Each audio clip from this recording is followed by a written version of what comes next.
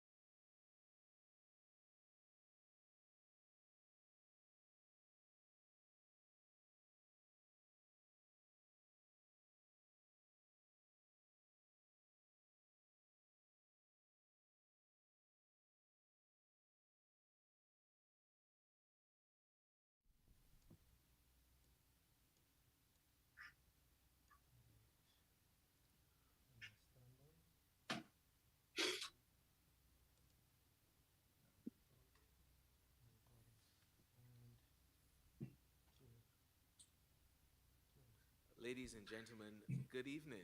My name is Kenneth Connell, and I am Deputy Dean of Recruitment and Outreach here in the Faculty of Medical Sciences at the Cave Hill campus of the University of the West Indies, the campus by the sea. This evening, there is a strange collision of coincidences. Yes, it's the Yuletide season where lots of festivities and libations are occurring, including excess consumption of salt and calories, decreased exercise, and also decreased sleep. But also, we are set in the Henry Fraser Lecture Theatre, a former dean of the Faculty of Medical Sciences, an internist and hypertension specialist, to discuss a problem in the region relating to hypertension and lipid management.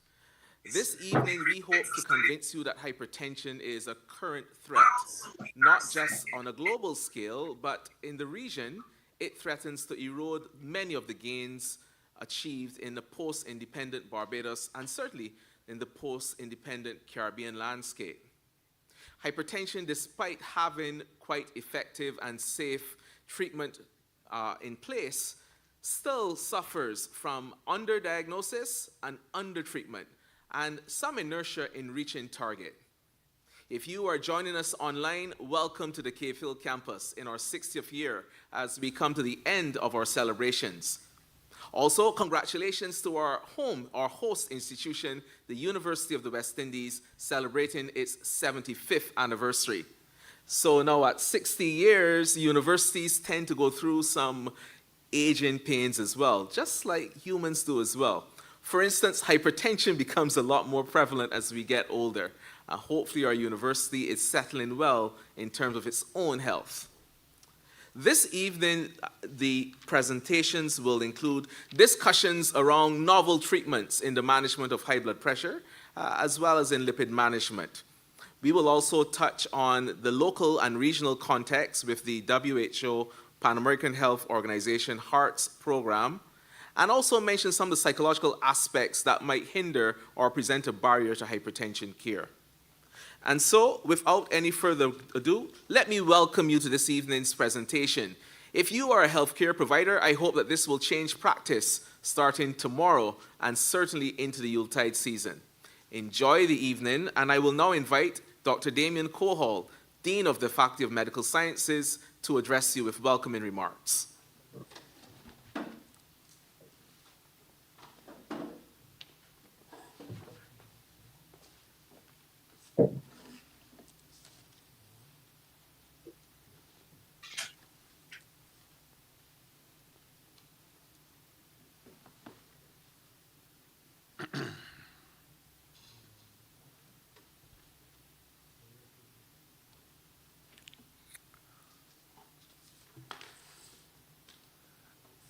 Master of Ceremony, Dr. Kenneth Connell, colleagues who are present here this afternoon, specifically our featured speaker, Professor Terry McCormack, who is Professor of Primary Care, Cardiovascular Medicine, and an immediate past president of the British and Irish Hypertension Society.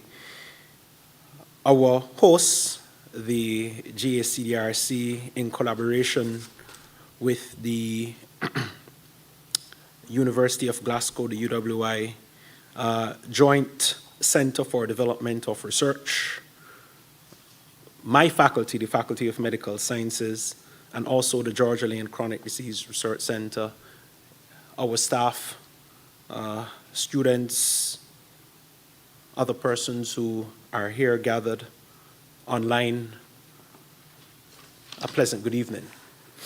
My job this evening is very simple, and it's really to bring remarks on behalf of all the collaborating centers who are hosting this evening's lecture and roundtable talk. The topic of the keynote address is new treatment options in hypertension and lipids from A to Z. And what I will do in my remarks is give a quick flavor of what we hope to hear in today's talk. And just to refresh in the minds of our audience, both here physically and persons joining online, about some of the important progress that we have made as a country, as a region, and globally towards the management of hypertension and lipid disorders. So according to the World Health Organization, hypertension is when the blood pressure in your vessels is considered to be about 140/90 millimeters mercury or higher. And we say that this condition is categorized as essential or primary condition, which we say is a disorder of varied pathological origins affecting blood pressure regulating mechanisms, or we could say that it's also categorized as secondary, which tends to be less prevalent than the primary central form. And we say that this is known to be related to a specific cause. It is estimated that about 1.28 billion adults between the age of 30 to 79 years worldwide have this condition, most of whom live in low and middle income countries. Moreover, an estimated 46% of adults with hypertension are unaware that they have the condition. The Health of the Nation study commissioned by the Ministry of Health and Wellness in Barbados in 2015 indicated that more than 1 in 3 adults in Barbados are hypertensive. The study also showed that at least 1 in 3 persons with known hypertension who receive treatment have suboptimal control. These epidemiological findings are staggering, even when landmark studies, countless prevention and management guidelines, and experts exist within the field. Hypertension is known to be a major risk factor for cardiorenal diseases and is highly prevalent in persons of African descent compared to other ethnic groups.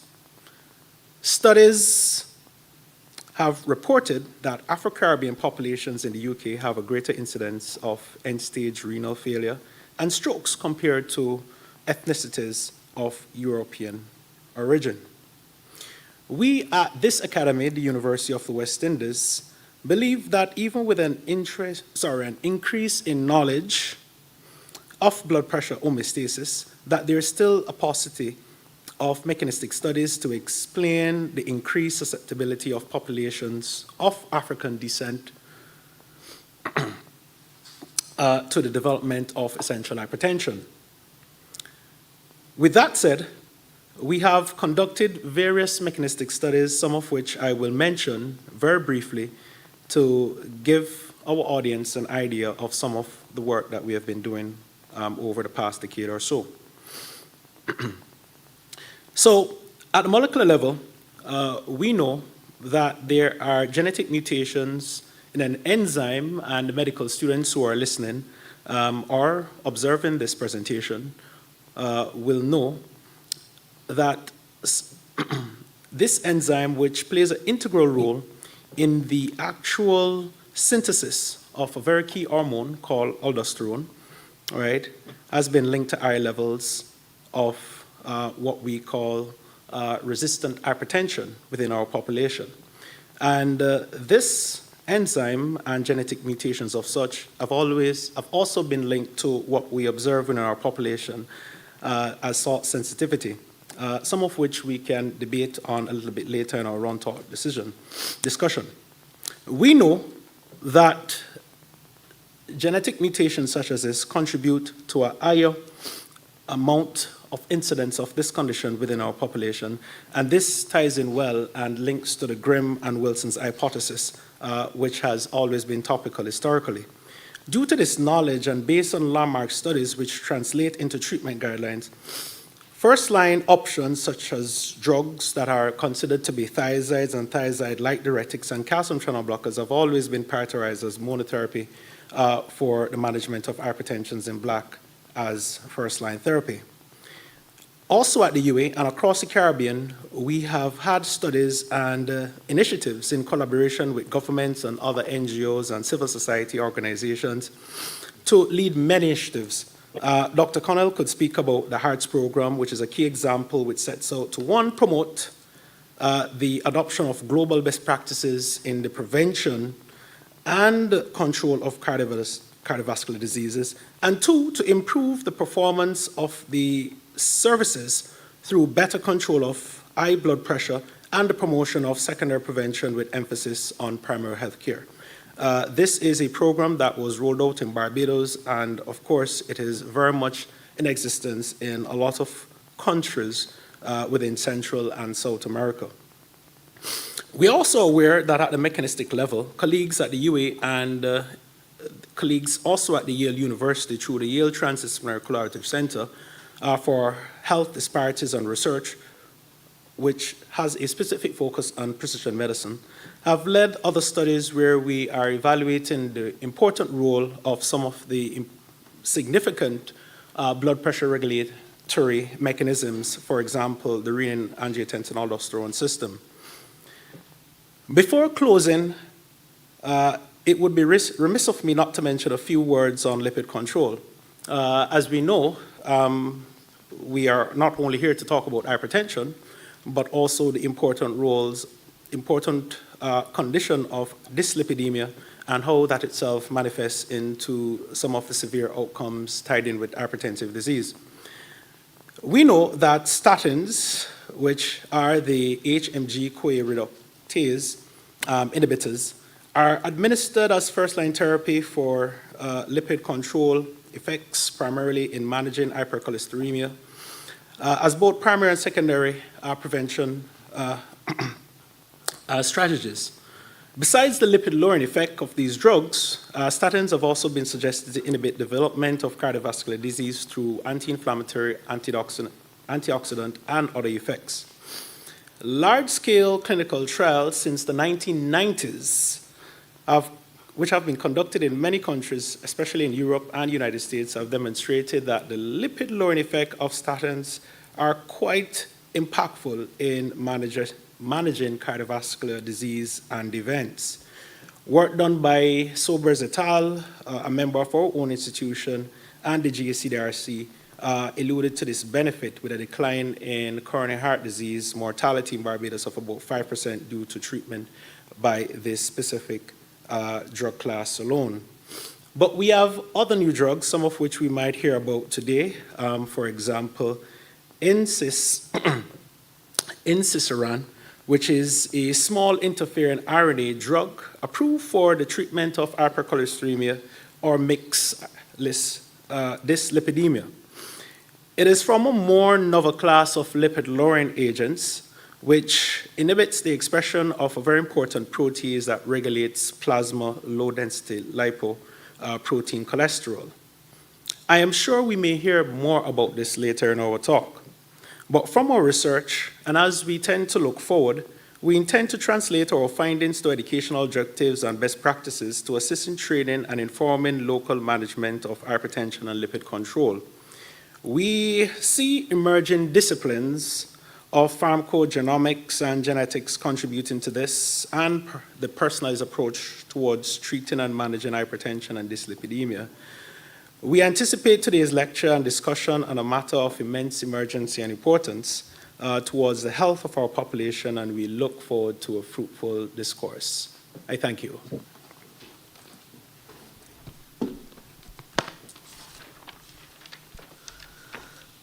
Thank you very much, Dean Cohall, and the audience in person and online are free to applaud as well.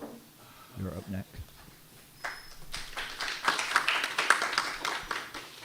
It struck me as I looked at the front of this evening's program proceedings that the title in its comprehensive state says New Treatment Options in Hypertension and Lipids, an A to Z Guide. Now, any of you who have visited London would know that one of the ways of navigating the very difficult landscape in London is the A to Z Guide of getting around. I want to also recognize the presence of the head of the Department of Preclinical and Health Sciences, Dr. Nakemcho Oje, as well as other faculty members who are joining us live. And I will go ahead now with the introduction of the introducer to the keynote speaker, Professor Simon Anderson, who is joining us online. Professor Anderson is director of the George Allen Chronic Disease Research Center, GACDRC, and he's also the co-director of the Glasgow Caribbean Centre for Development Research, GCCDR. Simon read biochemistry at the picturesque but not as picturesque as this campus, Mona campus of the University of the West Indies, where he won the Commonwealth Scholarship to read epidemiology at Cambridge. He subsequently studied human biology and genetics at the University of Oxford and read medicine at Cardiff University in Wales.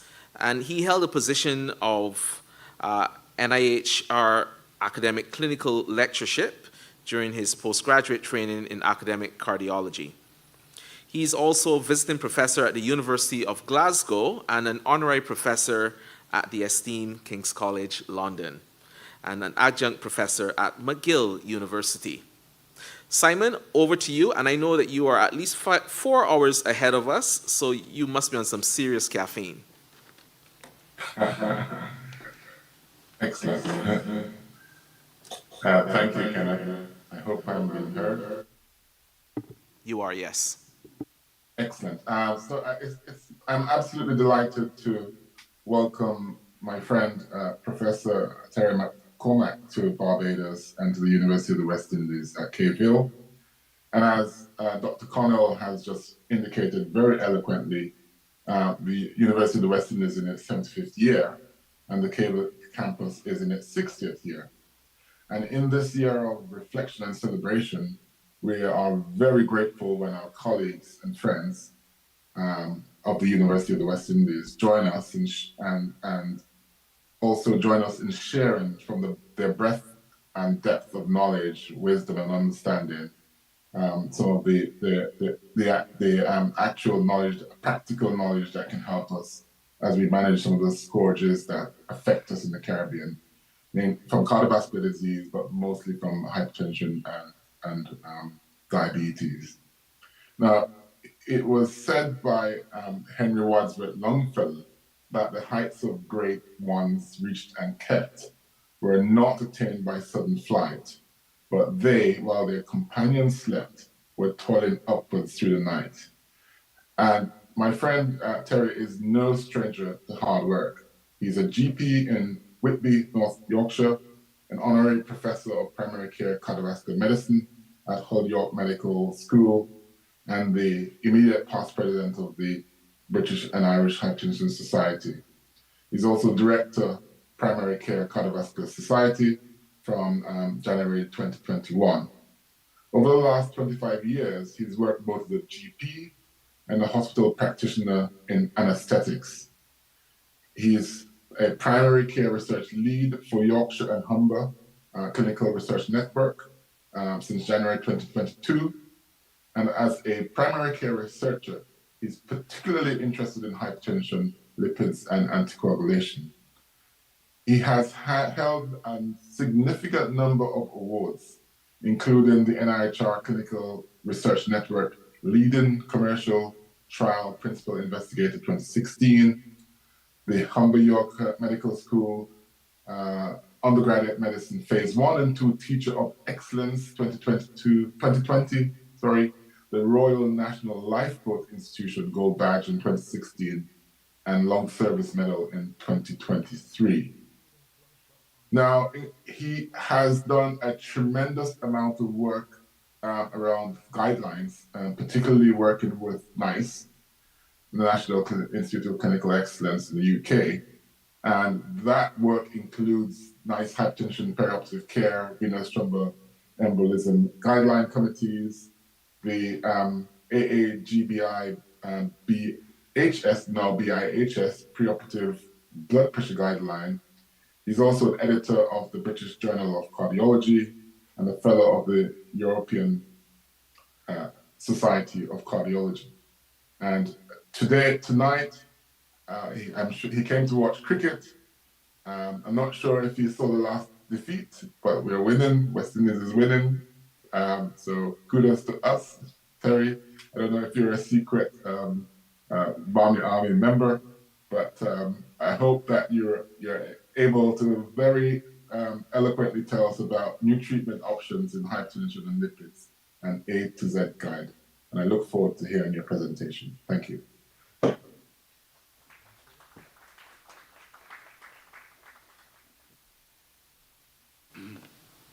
Right, so thank you, Simon, for that, and thank you, for inviting me to come. It's a great honour to come and talk to you here.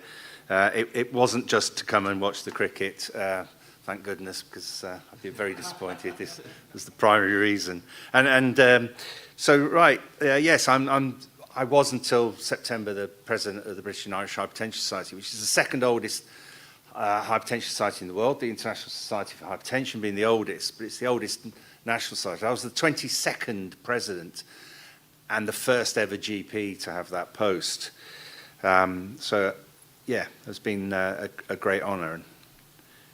So this is my agenda this evening. So I'm going to talk very briefly about my unusual career. Simon's covered a lot of it already, so I can jump some bits. You'll be glad to know I'm not going to do all 26 letters of the alphabet, and you'll also be glad to know that I'm not just going to talk about drugs, but mainly I'm talking about new treatments and the new developments that I've been involved with in the developing over the last 10 years. So my unusual career. So I qualified a long time ago. So 1976 to 81, I was at St. Mary's Hospital in London. And I use this slide when I'm teaching second-year students at the University of Hull. I show them these pictures. So Alexander Fleming discovered the existence of penicillin at St. Mary's Hospital. Roger Bannister, who was the first person to break the 4-minute mile barrier, taught me neurology. He was a very good runner. He wasn't the greatest teacher, but hey-ho. And I used to play rugby with someone called J.P.R. Williams, who in 1976 and the 1980s was the most famous rugby player in the world. But when I show my students this now, none of them have a clue who he is. It's a very generational thing. Also, if you look at the St. Mary's Wikipedia page, all three of them appear. And I'm going to show you someone else who appears there in a minute. The list of conditions there, the points that I'm making there are that when I was a medical student at St. Mary's, they were developing the first special care baby unit. Cardiac resuscitation had only just been discovered, and they were trying to do it, but they couldn't do it effectively. If you had a heart attack, the treatment was you were put in bed for a week, given morphine to kill the pain, and that was pretty much it. You were also given oxygen, which we now know was a complete waste of time. And that was it. That was all that was available. And a lot of people didn't survive that week, and the ones that did were often very badly damaged. Duodenal ulcers were very common. We did know that we had a treatment that had just been invented called ranitidine, which was effective at mainly controlling the symptoms. What we didn't know at that time was that we were in the middle of an epidemic of Helicobacter pylori. We didn't know that existed. One of the girls in my year was part of the team that discovered that. That epidemic is almost finished now. Non-specific urethritis was very common among the students, except that what we didn't know was that it was caused by something called chlamydia. HIV and AIDS hadn't happened. Didn't know about it. It was happening, but we didn't know it. Didn't know about it until I'd left medical school. But St. Mary's became, one of the people in my year died of HIV shortly after it happened. And St. Mary's became one of the world's main centres in studying that.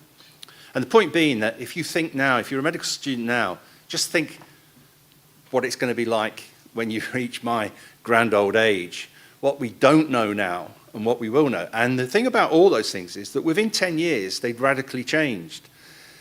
And that's what happens. And that was because of research. And that's the key thing. We develop, this is the business we're in. Does anyone know, there's a picture here of a guy at the forefront here, nearest me. Can anyone tell me who he is? No? All my students in the UK would know who he is. Do any of you? No? His name's Andrew Wakefield. Does that ring any bells? He's the guy behind the anti-vax. And he was struck off. And I asked my students why he was struck off, and what they usually say is he was struck off because of bad science. And I say to them, if they were striking us off for bad science, we'd all be in trouble because somewhere along the way, we're all guilty of it. He was struck off for two reasons. One was that he took blood of 7 children at a birthday party of 7 and 8-year-olds without their parents' knowledge or consent. One of those parents is a friend of mine. Well, both the parents are friends of mine. And to this day, they're as angry they could be about that. So one of the problems is consent, and now I go on to teach my students about consent and the importance of it. And the second reason he was struck off was that he didn't tell anyone. He had a massive publication in The Lancet, which has since been withdrawn. But he didn't tell anyone that he was being paid by lawyers to basically dig the dirt on the companies that made the vaccines in an attempt to sue them. And so he was guilty of not declaring his interest. So I'm going to declare mine. These are my declarations of interest over the last few years. Lots of guideline work, and which is a story in itself. Several research grants. So my research over the years has been about 50% commercial and 50% university or charity grants. That's because I ran my own non-university research department, and without the commercial research, I couldn't have paid the staff. So it was that was the basis of it. But a lot of that commercial research has turned out to be very important in its own right. And I also work with industry. So this is Whitby Hospital. I trained as an anaesthetist. Then I decided I wanted to be a GP, so I trained as a GP, and then I found myself working for 25 years in both, which was a fantastic portfolio career to have, really interesting. Whitby's got a whole history of its own. It's a quite remote, small town. It's a fishing village on the Yorkshire coast. In 1979, the guy with the white shirt, who Kenneth knows, Neil Poulter. Neil Poulter, he's wearing that shirt because he's pushing a campaign that he started that Kenneth's been involved with, which is May Monthly Measurement. And next to him is his son, who's an actor, Will Poulter, and it's part of this. Now, in '79, I was busy being an anaesthetist and a GP, and Neil, who I knew quite well from St. Mary's, rang me up and said that I was now involved in a research project into lipids. And I said, thank you very much, Neil. I've got enough on my plate as it is, but hey-ho, Neil's not the sort of guy that takes no for an answer. So that's what started me in this research. And we presented the results of that at the University of Cambridge in 1991. And a journalist at the meeting reported, and I've never seen the article, reported that there was a GP there who had a special interest in cardiology, which wasn't, strictly speaking, even remotely true. I was just keeping Neil happy by being involved in his research. But as a result of that, the editor of Prescriber magazine asked me to write an article about heart failure. I knew nothing about heart failure, but I went along with this and wrote the article. And in 1991, this was 1992, I was saying that ACE inhibitors were only prescribable by hospital consultants. So you'd have to go to a clinic like Kenneth's clinic to get an ACE inhibitor. And I was basically saying that in heart failure, most of these people never get to see a specialist. And so you've got to enable GPs to prescribe these drugs. And as a result of that, every pharmaceutical company that made an ACE inhibitor beat a path to my door. And the next thing I knew was that I was being invited to do advisory boards for companies, to give lectures. And the faculty that I found myself among, I was just a humble GP, they were all professors of cardiology, professors of hypertension, lipids, etc. And that basically was my master's degree, and that's my unusual career. That's what started me along this journey. And along that journey, I got involved with something called the HIVET trial, the Hypertension in the Very Elderly trial. Way back when, we didn't treat people over the age of 80 for hypertension because it was deemed to be dangerous, because they would faint, fall over, break their hip, crack their skull, and it was more likely to do harm than good. So the purpose of this trial was to basically prove that that was right. So that the hypothesis was you wouldn't benefit if you were over the age of 80 from being treated. The drugs were provided by Servier, which was the only commercial part of it. You usually, even though this was a university trial, you usually try and get the drugs supplied by a pharmaceutical company, invariably, because otherwise it becomes impossible to fund, because you end up buying them otherwise from that pharmaceutical company. This was the last ever trial of active treatment versus placebo. So you basically were treated with indapamide, diuretic, plus or minus perindopril, or nothing. And that was quite, because we weren't treating people over the age of 80, that was fine. When I was the only GP involved in this trial, and there's a computer system, a GP computer system called the Egton Medical Information System that was invented in a village just outside Whitby. And the guys that invented it used our large GP practice to develop it. So we had this database. It was very unusual that we're talking now in the 1990s.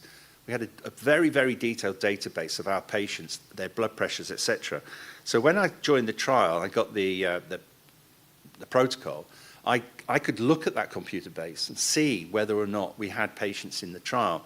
And what I discovered was that the requirement to have a diastolic of greater than 90 millimeters of mercury meant we had no patients whatsoever. So I informed the trial committee that this wasn't going to work.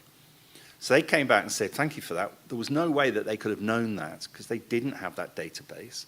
So would you agree to join the steering committee, which I duly did.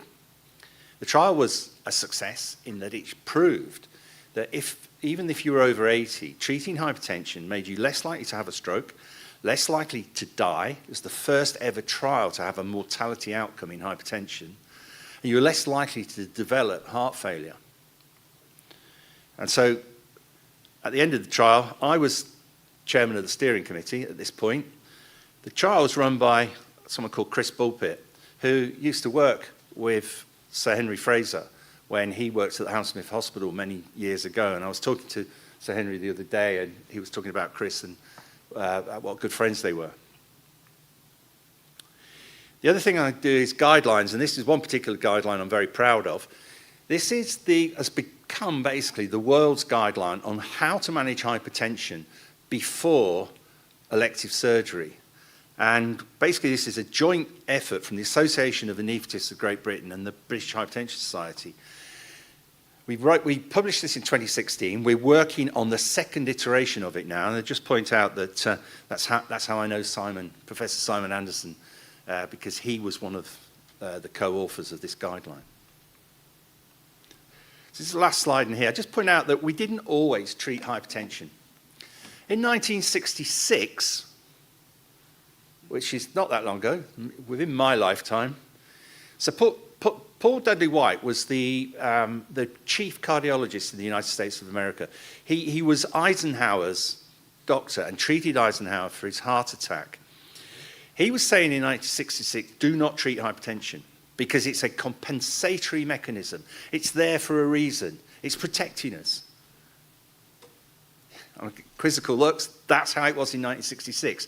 Not everybody believed him, and the founders of the British Hypertension Society, among others, were all junior doctors at that time, and some of them were actually secretly treating people with hypertension because their bosses would get really upset with it. 1966, very important year in the history of Barbados, year of independence. In 1967, the Veterans Trial was the first trial to prove that that idea was completely wrong. It's a very simple trial, but showed that treating hypertension prevented strokes. So from 1967, we started treating hypertension. It wasn't until 1994 that we had proof that treating cholesterol was effective.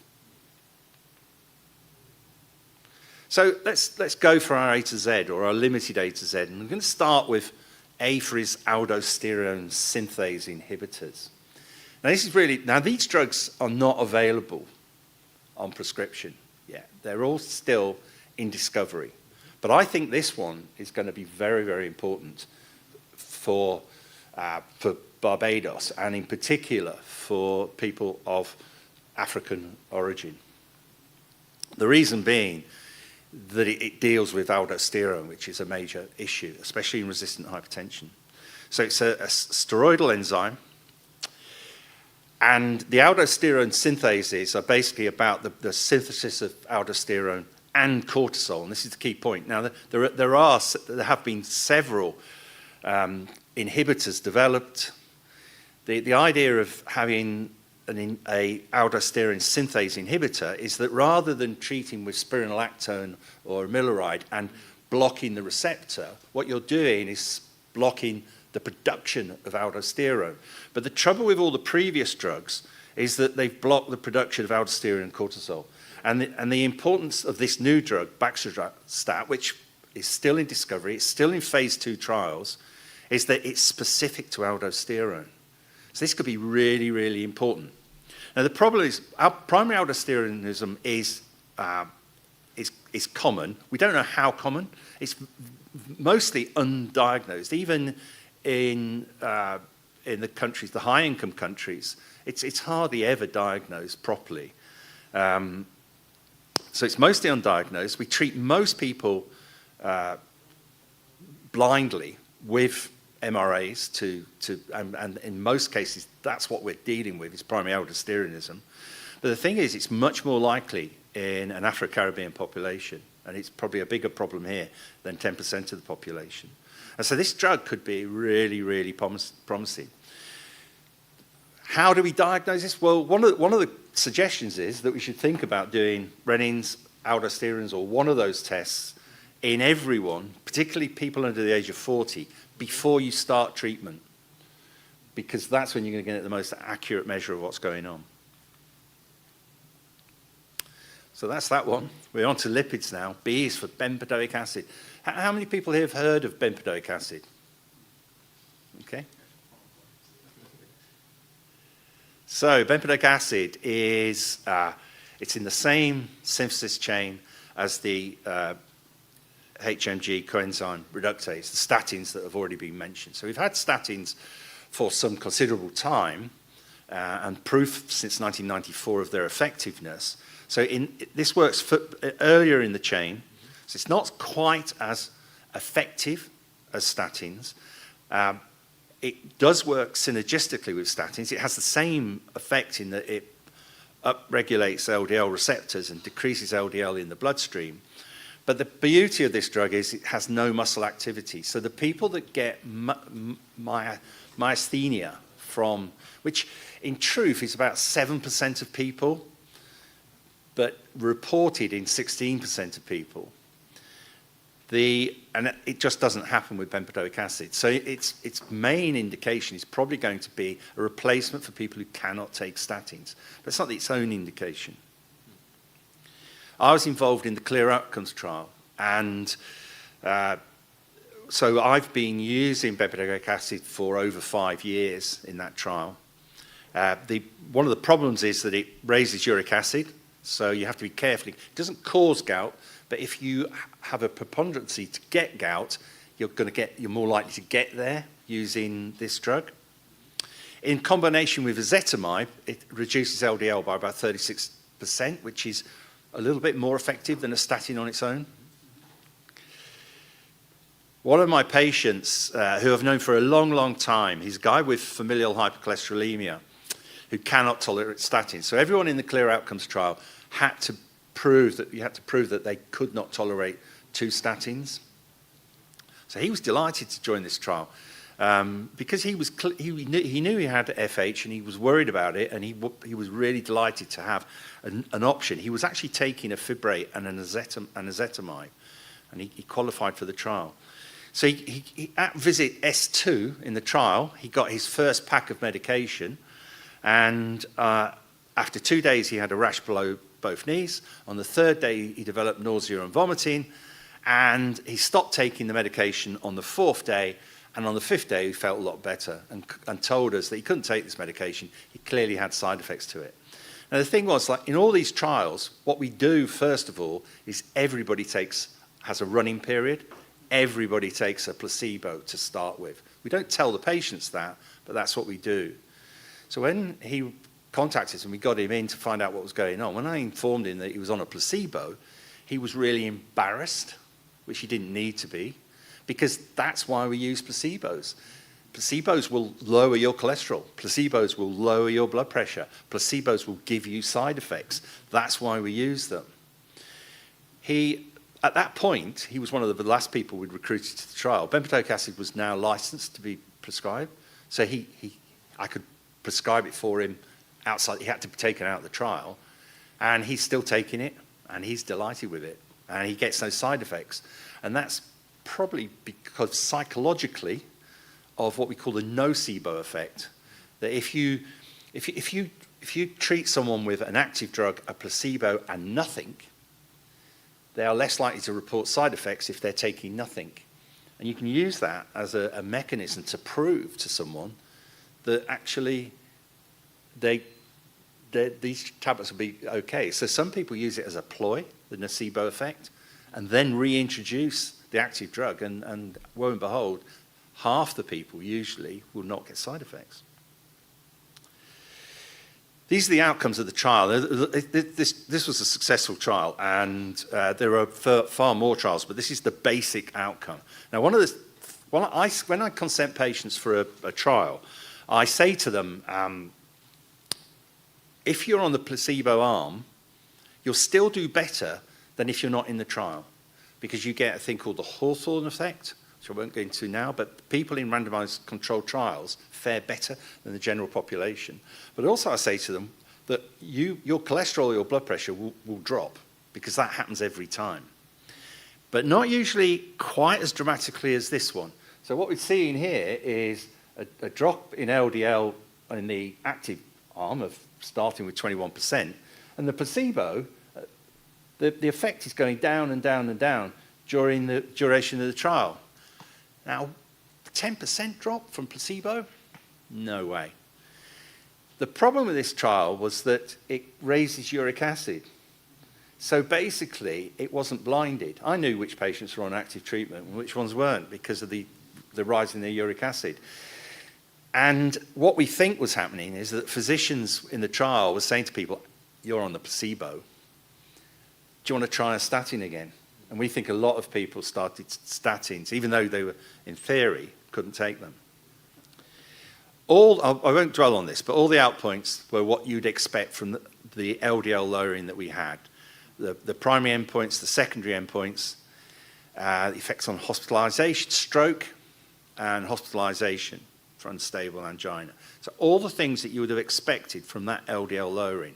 The one thing that didn't happen was there was no mortality outcome. There couldn't be. It was too short a time, too low a lowering of LDL, and it wasn't powered for a mortality outcome. In the side effects, what we're seeing is gout was 1% more in the treatment arm. It's exactly what you'd expect. Cholelithiasis was more, what you'd expect. New onset diabetes, you were more likely to get new onset diabetes with the placebo. Why is that? More evidence that people were cheating and taking statins, which caused new onset diabetes. So this drug is neutral metabolically, so it's one of the advantages of it. And last week, Kosh Ray published a paper showing the benefit in the diabetic population. 45% of people in this trial were diabetic.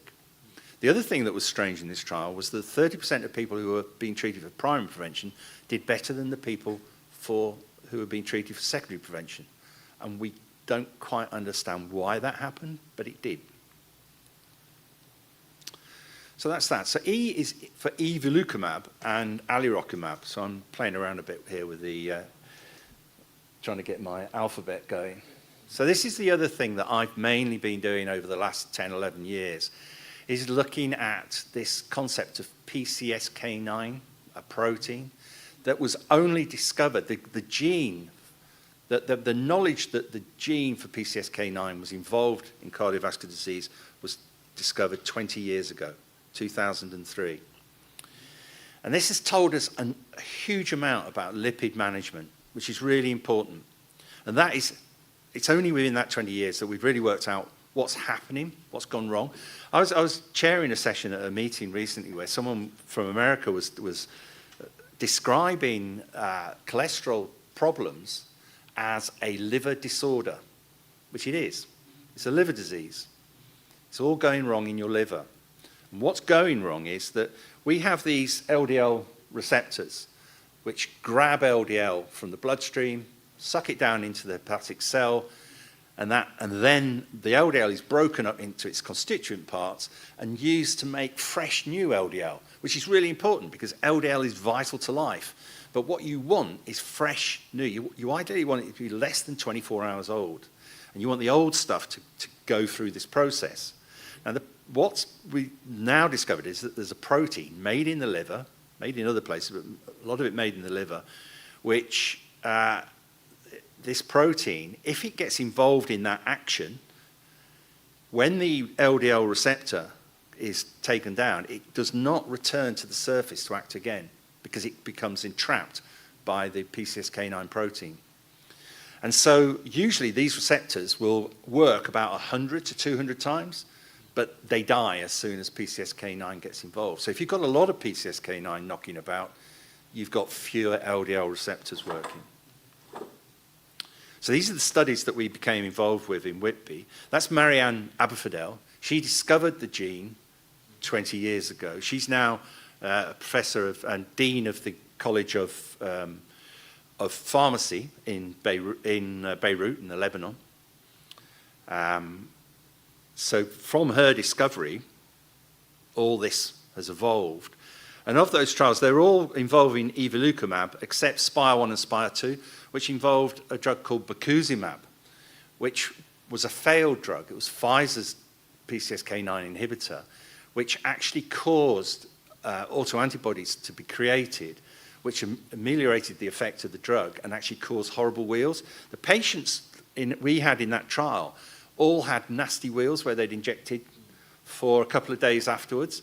And the amazing thing was that I was saying to them, you know, you don't have to do this. Come out of the trial. And not one of them left the trial, which is quite amazing. And you find that people are really quite heroic when they join these trials. They all stayed with it.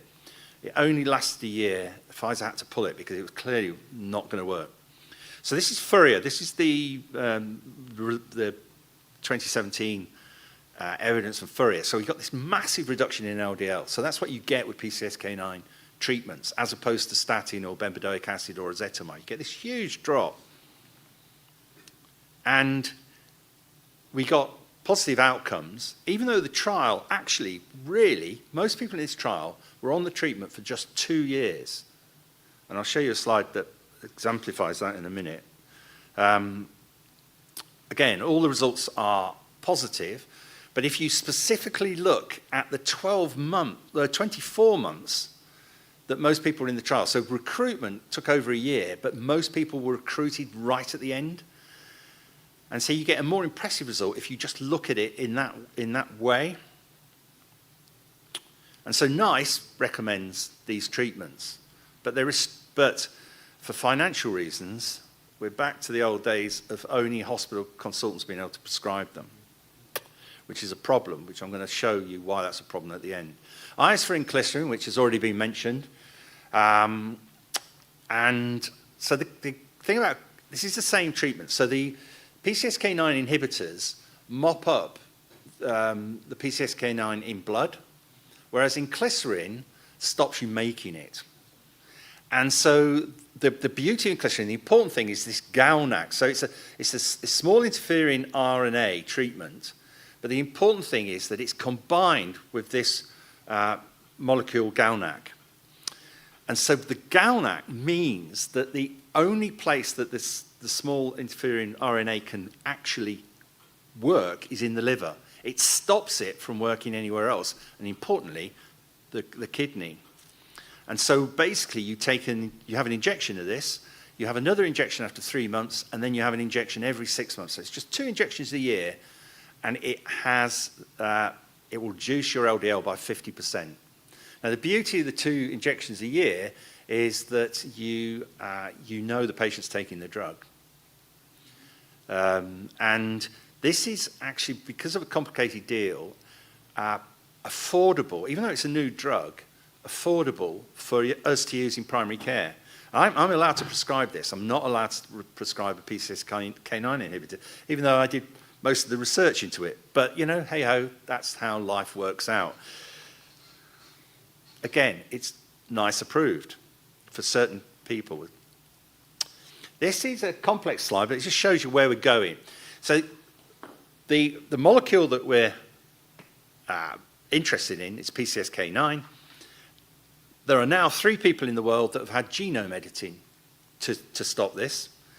We're using small interfering RNA, inclisiran. There are antisense treatments. There are monoclonal antibodies, I've just shown you. There are fusion proteins in development. And there also is an oral PCSK9 inhibitor in production. So everyone's working hard on this. T is for time. This is nothing to do with drugs. So this is Tom MacDonald, who, you know, Tom's a good friend of mine. He's professor of clinical pharmacology at the University of Dundee in Scotland. And he and Isla Mackenzie set this study up. And the date on there, this is him presenting it in York in September 2022. And this is Tom's slide. He's responsible for the typo. He also presented it a month before in Barcelona at the European Society of Cardiology. Now, there was a trial called, I've forgotten the name of it now. It's gone out of my head. There was a Spanish trial that had suggested that you should take your medication for hypertension in the evening. It was it'll come to me in a minute, kind of remind me. Now, that sort of makes sense. We know that your blood pressure changes at night, particularly. It drops in the night, and you have dipping. And and also we know that you're more likely to have a stroke or a heart attack in the morning. And we know that if your blood pressure doesn't dip, that's really bad news. And so it makes sense that actually taking your medication the night before is more likely to be beneficial. And that's why Tom carried out this trial. Now, he didn't have much money. He had less than £1 million to do it, pounds sterling, which he wanted to recruit over 20,000 patients. You need a lot more to do that in a full randomized controlled trial. So he designed this pragmatic trial. So basically, through GPs such as myself, through practices, anybody who was being treated for hypertension was eligible for the trial as long as they had an email account. So it was a little bit naughty. It was removing older people that are not interested in email. But basically, we would send them an email inviting them to join the trial, and they would do the rest themselves. And that was a really cheap way of doing it, but an effective way of doing it. He recruited 21,000 people into the trial. So 10,000, just over 10,500 in the morning dose, 10,500 in the evening dose. So basically, once you join the trial, you would be randomized and you'd send an email saying, take your medication in the morning, take it in the evening. You get more emails reminding you to... The Hygieia trial. The Hygieia Corona trial. You get more emails reminding you that you're morning dosing or evening dosing, and you'd be asked to be honest and say whether you'd forgotten or whatever as you went along. But he then, in Barcelona, I was there with him when he presented this. He's quite a comedian, Tom MacDonald. He's one of the best speakers you could ever listen to. He usually has most people in fits of laughter during his talk. He often sings results. He was singing this result. He first of all presented the primary endpoint of the morning dosing, and then he said with a big fanfare, and now I'm going to show you what happens if you dosed in the evening. Zilch, absolutely not a thing.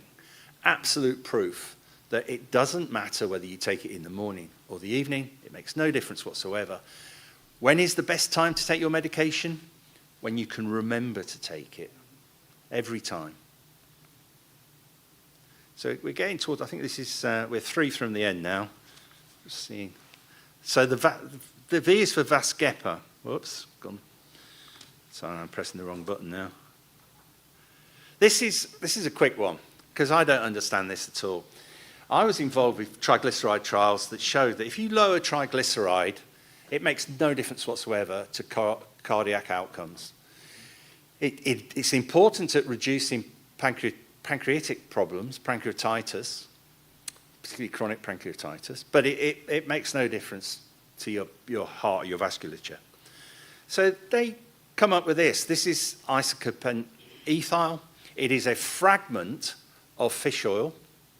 It is the waste product of fish oil. So it's what they throw away. So it's what the fishmonger will throw away. And so it's sustainable.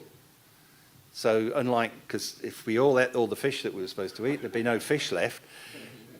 So they did this trial, reduce it, and basically, using this drug, they got positive outcomes. So this is an outcome trial. But unlike any other trial, there's no surrogate trial to support it. It does lower your triglyceride, but not very much. And it clearly has nothing to do with lowering your triglycerides. And we really don't know why it works, but it works. And there are lots of theories about anti-inflammatory and all that sort of thing, but it works. It's very popular in the States. Why is for youth? This is probably the key thing I'm going to say to you. Why is youth? I'm going to ask you to put your hands up. I can't see people who are not in the room, but who thinks that we should start, with people known to have familial hypercholesterolemia, should we start treating them at the age of 4? Anyone think that's a good idea? Age of 10? Anyone think that's a good idea? 18? Going to put any hands up? 18 we got? 25? 30? 40 is what we usually do. So, right, so if you're a lipidologist and you were treating homozygote treatments, you'd say 4. So if you're a homozygote, 4. And if you're a heterozygote, 10. I referred a 10-year-old for treatment just a couple of months ago. And I'm going to tell you why. This is a mishmash of trials. So you've got the 4S trial, the original cholesterol trial published in 1994, HPS, Wascop's Care, all statin trials, most of them over 4 years, usually 5 years duration. And over a long period of time, we can see this linear reduction in LDL and a reduction in cardiovascular events. The red and the blue's Fourier, only 2 years, but a much bigger reduction in LDL because it's a PCSK9 inhibitor. SPIRE 2 was the failed trial, only 1 year, but still showed a reduction in events in 1 year. So how much you reduce it against how long you treat it comes out with the same result. You can use more potent drugs for a shorter period of time and get a better result.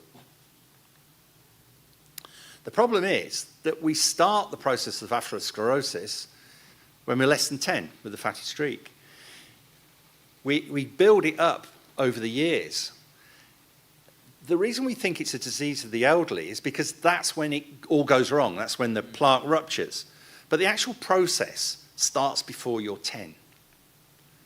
This is a study of transplant donors. So these people are dead, have donated their hearts. When you do that for a heart transplant, you have to biopsy the heart as part of the process before you can implant it. And they looked at those biopsies after the event to look for signs of atherosclerosis. 17% of the donors under the age of 20 had atherosclerosis evident. 60%, these are all Americans, 60% under the age of 40 had evidence of atherosclerosis. They mostly died from trauma. So the trial here was a trial that we were involved in Whitby. It was a screening process. So at 1 to 2, so when people are having their MMR vaccine, I was amused when we got involved in this trial, I probably didn't mention this part. I skipped this bit. Andrew Wakefield, the guy with the MMR, I forgot to mention that in our second year at medical school, I shared a room with him for a year. The boys had to share a room, the girls had their own room. The person in this photograph standing next to me was his wife, Carmel. She was in our year as well. She had her own room. So I slept with Andy Wakefield for a year.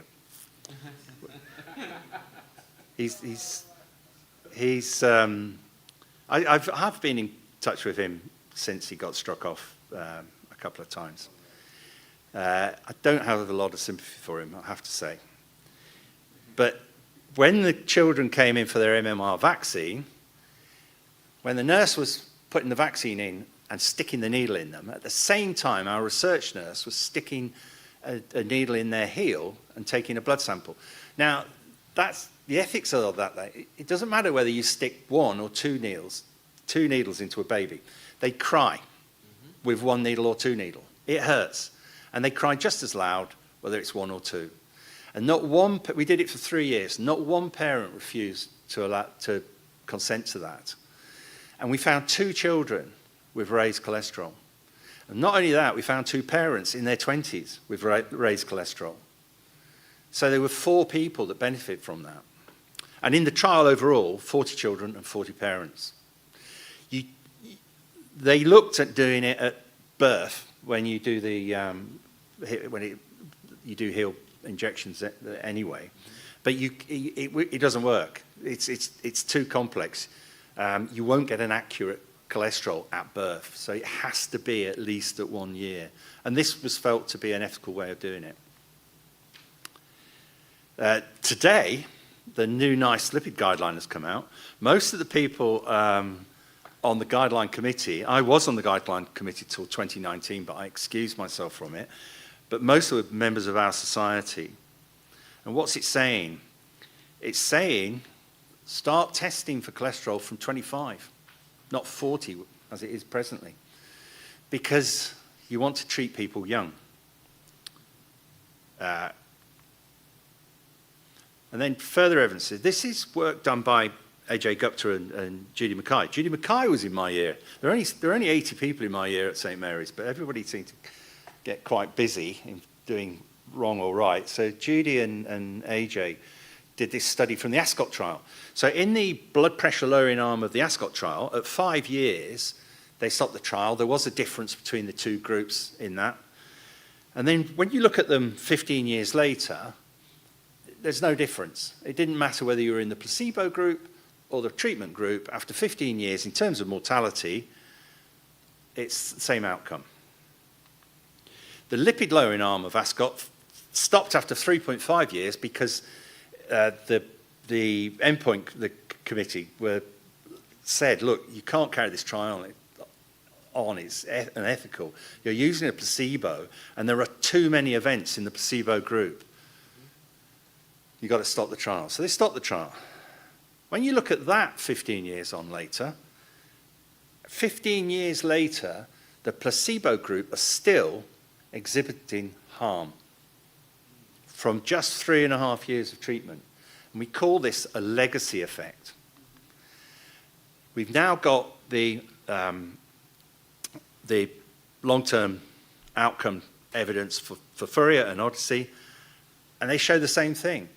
That in those trials, the people are only on treatment for 2 years, but when you look at them 7.2 years and 5.5 years later, you see no evidence that the placebo group will ever catch up or they are getting harmed, and they will be harmed forever from that. Now, at the moment in the UK, to get PCSK9 inhibitors, you have to go to a clinic, and the clinic waiting lists are 2 years long. And so we are harming our population by having that waiting list. So it's a bit of a scandal there. This is the last one, Z for zilbesirin. We're back with GalNAc. We're back with Alnilam, who are the people that discovered inclisiran. And we're doing the same thing. We're using a signaling RNA. We're attaching it to GalNAc. And so you're delivering the treatment to the liver only, not the kidney, which is very important. And what are you doing? You're giving people injections every 2 years, and you're lowering their blood pressure by giving them an injection of a small interfering RNA. And you're giving good Now, we haven't got a lot of data yet. We've only got the Cardio 1 trial to go on. Cardio 2 will report next year, and I'm involved in setting up Cardio 3 to look at this. Basically, this company, Alnilo, an American research company, have 18 products for various different things, and what they're saying is, if you can show us a pathological protein, we'll switch it off. And we'll switch it off using GalNAc and small interfering RNA.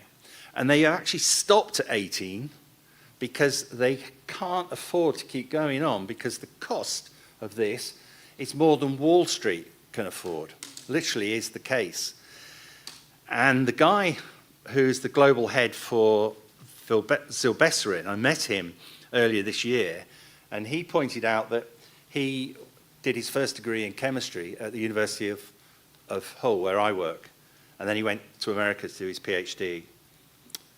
And so the list goes on. It includes Alzheimer's, amyloidosis, porphyrias, all sorts of things. So it's all very clever stuff and very hopeful. So in summary, be careful who you sleep with. Primary aldosteronism will become more prominent, and I think that's the main message for Barbados and for the West Indies. PCSK9, now we know, it took about 7 or 8 years to work out what PCSK9 did. Now we know we can target therapies much better. It's really important to start treating people as young as possible for cholesterol problems. Twice-yearly injections to lower blood pressure may be possible. And then there's all the stuff I didn't have time for tonight, Lp(a), etc. So if you want to hear C to X, you'll have to invite me back next year. Thank you very much.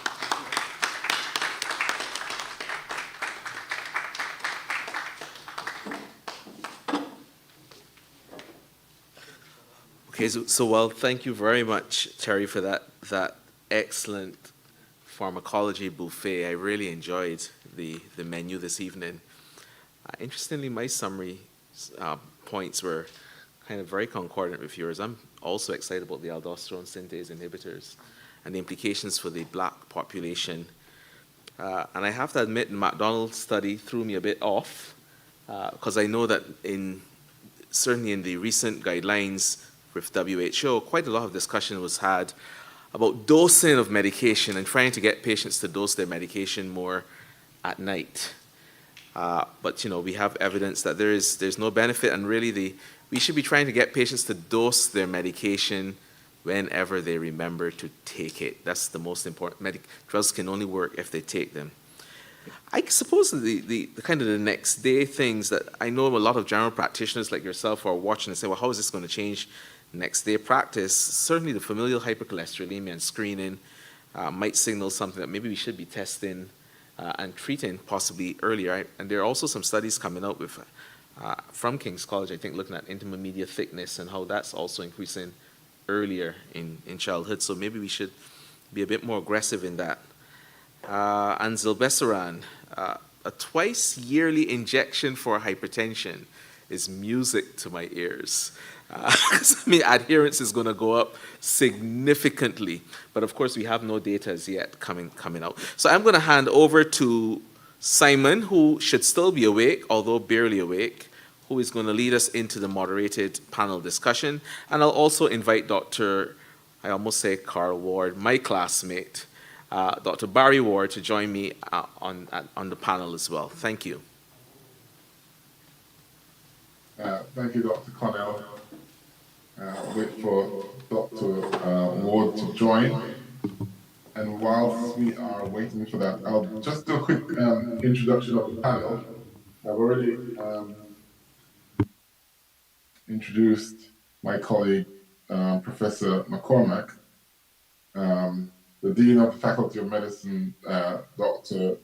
Cohol, is formerly held post as Head of Department Preclinical and Health Sciences, Preclinical Sciences. He's a Senior Lecturer in Pharmacology and former Director of the Doctor of Philosophy PhD Program in Pharmacology.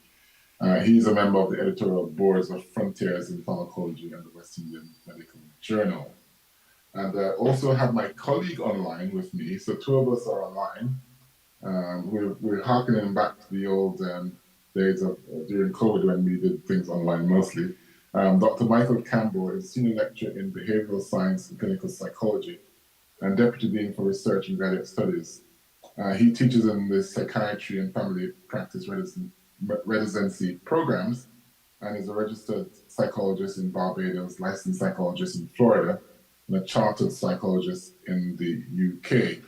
He publishes in the area of psychological global mental health, psychological measurement, and bioethics, and is a member of the editorial board of the World Cultural Psychiatry Review, and guest editor for Frontiers in Psychiatry special topic on vulnerability, resilience in small island developing states. And is past president of the Barbados Society of Psychology, a fellow of the American Psychological Association, and an associate fellow of the British Psychological Society. Dr. Connell is Deputy Dean of Recruitment and Outreach in the Faculty of Medical Sciences at the University of West Indies. He lectures in clinical pharmacology within the FMS, the UE, and is a member of the University of West Indies Senate and a public orator for the University of the West Indies Cable Campus. He holds his fellowship in the Royal College of Physicians. Dr. Ward, please forgive me, but I don't have a bio for you. It is missing from my paperwork, and I wonder if you might introduce yourself directly so that the audience might know who you are. Right. So very, very, very short. I'm currently the medical officer of health acting at Random Phillips Polyclinic, and I'm the project coordinator for Hearts Barbados. That's it. Excellent. So I think we have our panel, and I must thank Terry for an excellent presentation. I mean, I am not up to date with all of the new treatments, and in particular the very last one, twice yearly treatment for hypertension. I think that's fantastic. Does it mean that I suppose this is not a question that I have planned, but it's just popped up in my head. Can we be doing some of the clinical trials for these new medications here in Barbados? We've got a third of the population with hypertension. We have a significant proportion of the population, possibly, we haven't tested it, with primary aldosteronism. There's a lot of issues around salt sensitivity in our population as well. And as you integrate with industry and commercial entities in terms of testing these new medications, I'm pretty sure that we would be very happy to contribute to the knowledge and the delivery of treatment options for our population. So my first question is really for Prof. McCormack, and it's really, I mean, we haven't said a lot. I mean, I've tried to interject ethnicity into it because that's kind of important within our constituents. And part of the reason is that we know that a lot of these trials happen in a Eurocentric population, and very little happens within the Black and ethnic minorities across the globe. We do hope that we hold the same, and so we should expect the same trajectory of treatment and output per medication that's out there. So it shouldn't really matter that you're Black or white. What really matters, and I know, is the impact of sex. And I wanted to find out, is there an impact of sex on these new treatments? Are we seeing, as we manage these patients with hypertension and dyslipidemia, differences in outcomes based on gender, based on sex, specifically with these new therapies? Prof. McCormack? Okay, so first of all, let me mention about the zilebesiran. You said that it would be good to study that here. I agree. So I know Dr. Simon Fox, who's the global head, and I will contact him and suggest that, yeah, this would be an excellent place to extend the studies. They are planning outcome studies, so I will do that. The other thing I'll mention about zilebesiran, is there is an antidote, which is quite important. But they have to research that as well. So in terms of sex and cardiovascular outcomes, in terms of the treatments, I'm not aware of any difference, but I am aware of this, that if you compare 4S, which was the original lipid study in 1994, the female makeup of 4S was 0%. They just studied men. And the Clear Outcomes study that came out this year, the female makeup was 48%. So they were quite disappointed that they didn't quite make 50% or beat that, but they got as close as they could. And that's absolutely right, that we should study not just should it be in men, it should not just be in white men, obviously. And that's the mistake that we've always made in the past, and greater effort is being made. In essence of cardiovascular disease, it's quite straightforward, the difference between men and women. It's 10 years. And that's nothing to do with the treatments. That's to do with the disease. Women lag men in terms of risk by 10 years. So a 55-year-old woman is the same as a 45-year-old man. And every study shows that.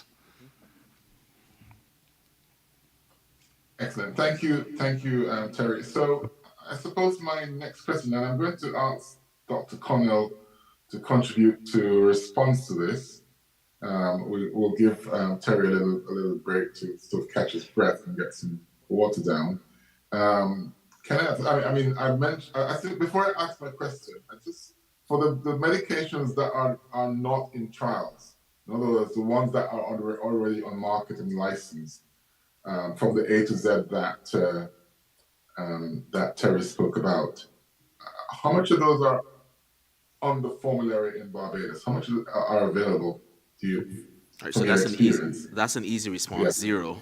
Yeah. So none of them 0. are on formulary. Most of the patients who I would see on the bempedoic acid, for instance, that would be in private practice only. Okay. Yeah, so none of them are on formulary, but I chair the formulary committee, and we're always willing to review new applications. Excellent. Okay, so my question is really around the regulation of blood pressure, which seems to be different in some ethno-geographic populations, and certainly within our community, there's always been this story about the hypothesis related to salt sensitivity, etc., and that's the reason. And I'm not asking you about that, but is there really an impact of ethno-geographic or ethnicity on the pharmacological management with the older therapies? And I'm not going to ask you about the new therapies because I'm not sure if they've done that bit of work. But Right. for the old therapies that our patients are getting now, are there any patterns that we should be speaking to and looking to either reduce or turn over a viewpoint in relation to something that's not right or is false, and things that should be highlighted, that should be that GPs and others should know about? Yeah, I think, Simon, that race is important, but I also think it's less important now than it was before in the older guidelines. In the newer guidelines where combination drugs are being used, so for instance, we all remember the dichotomy of black versus non-black, and if you were non-black, you kind of went down one side of the algorithm with primarily ACE, ARBs, RAS drugs, and the other side you went down with the diuretics and the calcium channel blockers. Now with the newer guidelines, including the WHO guideline with combinations of calcium channel blockers and ARBs being used at step 1 and step 2, I guess race is less relevant. What is more important is probably salt sensitivity. And if you're salt sensitive, whether you're white, whether you're black or non-black, then you probably should be treated with a certain class or certain classes of drugs over others. Now, of course, you're more likely to be salt sensitive in the black population. So that's where race comes in. But I have to say, even the ethnicity has played a role even in a larger kind of project like HEARTS, because we're one of the few countries where we encourage at step 4 of the management algorithm. I know primary care docs are listening. Even before referral to a resistant hypertension clinic, to start spironolactone, which is an aldosterone antagonist drug. Ordinarily, that would not happen in most other HEARTS countries because they're not predominantly black countries. But in Barbados and also Trinidad and Tobago, which is predominantly black and Asian, spironolactone is started before referral, and Dr. Ward knows that. So the takeaway point is, yes, salt sensitivity is more important than race, but guess what? It's also expensive to define, Simon. In our setting, plasma renin activity the aldosterone renin ratio is about 200 US to have it done privately. You can go it through the hospital and wait about an eternity to have it done. But if it's done privately, it's expensive. And so I actually learned at Guy's Hospital there's a poor man's plasma renin activity, which is, if you have resistant hypertension and your potassium is low, normal, or low, be very suspicious of salt sensitivity. And which is what we kind of use as a screening tool in our clinic. Okay, thank you. And please, colleagues, if you want to contribute to a reply, I'm very happy to allow you the opportunity to do that. And I'm also trying to scour the online chat for questions as well. And I'm very happy to hear questions from the audience as well. So, Dr. Connell, Dr. Connell spoke to ethnicity. I don't like race because it's a human construct that has no genetic basis. Ethnogeographic matters a little bit more in terms of my estimation. But I'm going to ask Dr. Cohol to tell me about, and you spoke a little bit to it, Dr. Cohol, as you gave your opening remarks about research that has been undertaken to understand blood pressure, salt sensitivity, and risk of hypertension in our community. I know that, for example, you've been doing some work with colleagues at Wake Forest University and also with the team at Yale, looking at the impact of specialist sort of studies of hypertension in our community. Can you sort of delve in a little bit more? And Dr. Connell, if you want to jump in on that, please do as well. Yeah, thank you, Simon, for the question. Just reflecting on the opening remarks that I gave, what we do have currently is quite a bit of epidemiological data which speaks to the incidence and prevalence of this condition within our population. We also know that we have a very homogeneous population here in Barbados, especially among our Afro-Caribbean subpopulation. So it makes Barbados a very interesting site to pursue studies. Following from those population-based studies, what we have been doing in the faculty over the last 10 years or so is looking at the mechanisms or the mechanistic pathways that contribute to those outcomes that we see in our population. And before I actually just give a bit of flavor of those mechanistic studies, just to highlight some interesting points which are somewhat anecdotal but very interesting for us to follow as leads. So in my remarks, I mentioned this whole thing about the Grimm-Wilson hypothesis, and that itself is now coming more towards recent findings where we're now seeing genetic mutations in the actual synthesis of aldosterone. Hence, in today's talk, Prof. McCormack spoke about aldosterone synthase inhibitors, right? Currently on formulary and currently well established within practice, we have been we know about the use of aldosterone antagonists, and again, you know, our third-year medical students who are here physically and ones who are listening through and observing through the live feed would be able to speak to those as well. But these findings, that we know, as I said, somewhat anecdotal, speaks to this age-old hypothesis of, the transatlantic slave trade being a potential selection gradient, which may have led to Afro-Caribbeans being more salt-sensitive than counterparts in West Africa and other places where slaves were actually taken from. And to some extent, a lot of the evidence, is still questionable, right, pointing to that hypothesis. But it certainly assists within our efforts to do more research. So it has always been a passion of ours as it relates to mechanistic studies to assist, to elucidate if some of these anecdotal findings actually bear any merit. So we have developed a focus of research in the renin-angiotensin-aldosterone system. And just to support what Dr. Connell mentioned, pursuing studies like this are extremely expensive because we require a certain level of analysis of these important peptides, which comes at great cost. But it's important because it could help in defining some of these mechanistic features that could give us a little bit more information about salt sensitivity.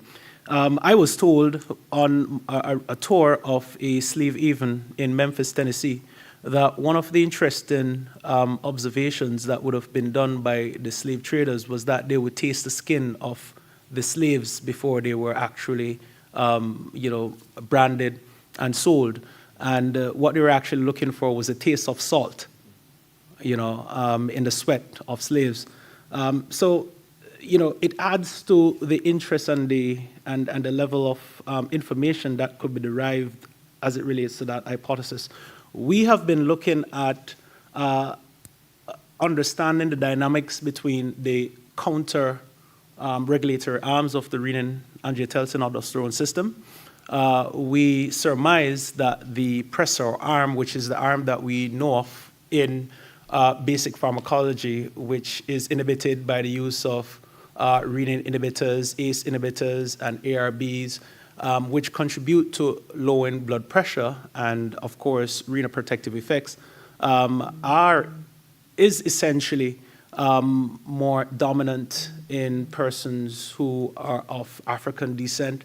We assume so because that also contributes to the notion of low renin hypertension and the treatment strategies. However, as Kenneth pointed out, you don't find that these drugs have been used extensively in the Black population.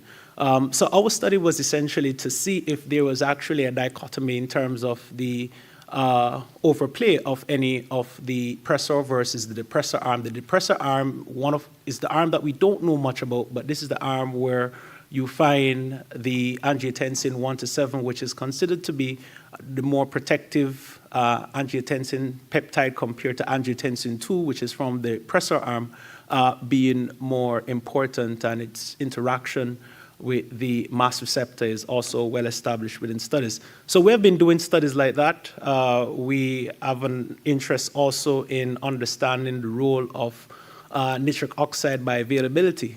And in my lab, we are looking at the use of natural products in potentially increasing the bioavailability of nitric oxide and that role that it could potentially play in persons, not only of African descent, but anybody at all that could benefit from such therapies.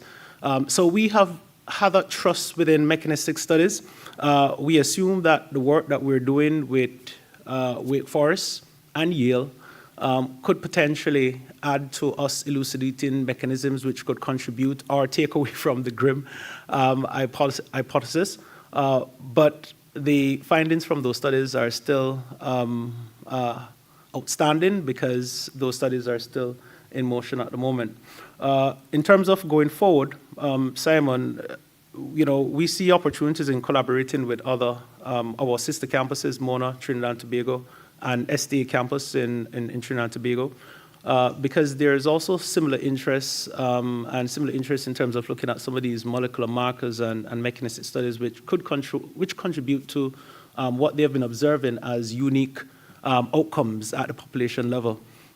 So in going forward, along with these mechanistic studies, we are also trying to establish more correlations with some of the population-based data that we have been getting. The last population-based study which was done was in 2015, which was the Health in the Nation study. But I assume going forward, working with colleagues from the HEART program, among other initiatives that are currently being undertaken in Barbados and in the wider Caribbean, we assume that we'll be able to add a little bit more to this hypothesis and our own understanding of the mechanisms which contribute to hypertension among the Afro-Caribbean people. Thank you.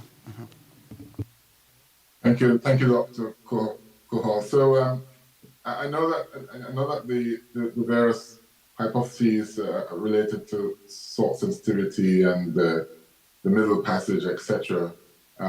Some go from folklore to other ideas. I won't bash it right now, but it's certainly something that needs to be unpacked a little bit further. But I think that one thing that we can't unpack is prevention and primary care management. And actually, this talk was kind of very important because Terry's a GP, and everything sits at the heart of general practice. That's where you need to start with research, with management and prevention. And so I'm going to ask Dr. Barry Ward a question, around prevention and primary care management of hypertension and dyslipidemia in Barbados, as the focus of the Ministry of Health and Wellness and its sort of long-term plan to deal with cardiovascular disease in Barbados. There is a concept, a WHO Pan-American Health Organization concept called HEARTS that is going to be very important in managing hypertension and cardiovascular disease in the long term. And I wondered, Dr. Ward, if you could tell us a little bit about that and why you think it's a useful modality for managing the condition. All right, good evening. Right, thanks for that question.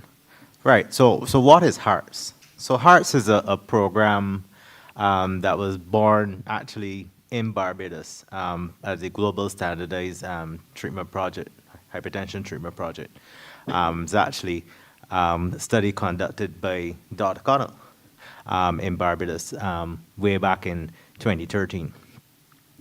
And it's basically aimed at primary health care. I mean, it can be used in other contexts, but it's mainly aimed at primary health care, and it's designed to fill the large chasm between undiagnosed hypertension and its control, which was recently again highlighted by the World Health Organization, which basically spoke to the step down percentages of persons who are undiagnosed, and then of those who are treated, and of those who then are controlled.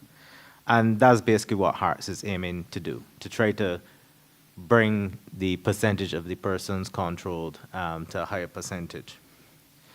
So and last check, so we mentioned Health for the Nation, so that was a little while ago in 2015, right? So, Barbados's population is about, 260,000, 280,000, somewhere around there.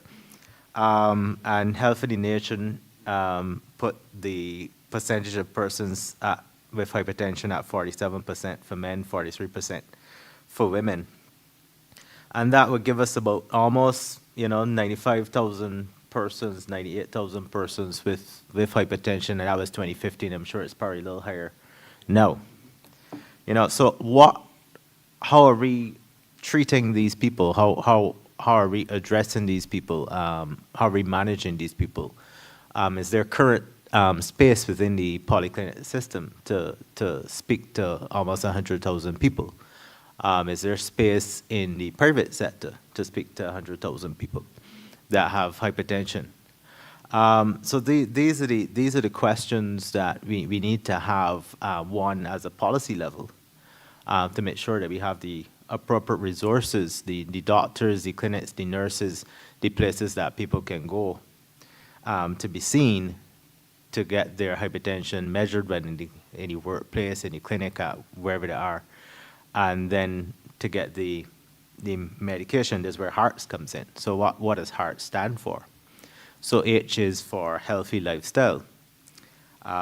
E for evidence-based medicine, A for access to medicine and technology, R for risk-based care, T for task shifting, S for systems for monitoring.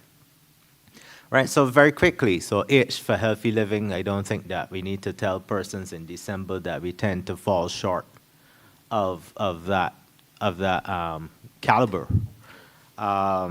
So again, in the Health of the Nation study, we had 90% of Barbadians eating too little fruit and vegetables. And 67.2% of females and 30% of males being physically inactive. And so what are we doing, again, at a policy level and at an individual level, from a GP level, medical students coming up here? What are we sharpening our counseling skills? How are we going to address these deficiencies in the persons that we're going to see? Obviously, I don't need to speak about evidence-based medicine. Professor McCormack spoke to that in that evidence changes. So for the medical students here that think that, once they've passed the final exam, that reading finish, my apologies to you. You have to keep reading once you keep practicing medicine. Access to medicine and technology, so you need to have the blood pressure machines to measure blood pressure. They need to be validated, so if you use the wrong machine, you might get the wrong measurement. You need to have medication, and that sometimes is an issue in the public care sector, where sometimes medication might not be in the pharmacy at the point in time where the client comes. We have issues in the region, but in Barbados as well, in terms of finance and other issues that impact persons getting, the medication. And we tend to only give medication for 1 month. And studies clearly show that persons are more adherent when they get more supply, for 3 months supply. Then we have our risk-based, which we kind of pair it with evidence-based, because risk is based on evidence. CVD measurements, CVD risk calculations. Too often, sometimes I look through notes and I don't see it there. We need to do more of that. We talked about linking to kidneys. We need to be doing our GFR calculations. We need to be doing our proteinuria stuff. Again, in the public sector, we don't have access to albuminuria. We tend to have to use the protein, which is not as accurate. So these are some of the challenges that we have. T for task shifting. And that's a significant issue in the Caribbean, both in the hospital and outside. Even private sector tends to have that issue. We tend to have individual practices. We don't tend to have group practices, or if we have group practices, they are group only for financial reasons. They're not really group in terms of patients. So we don't really see clients collaboratively in the Caribbean, I find. One, and then two, we don't have as much money as some of our first world neighbors, but yet we tend to use some of the highest paid, highest caliber staff to do things that our overseas neighbors tend to use lower trained persons to do. And that's a challenge that we have, because we have human resource issues, we have money issues. So one easy way to solve both of those is to use lower caliber staff to do certain things. That's T, and then S, systems of monitoring. Without measurement, you can't improve. You don't know where you are, you don't know what you're improving, you don't know why. And that is one of the significant challenges that we've had in Barbados, specifically with regard to hearts, in that you should be able to say how many persons are what and where.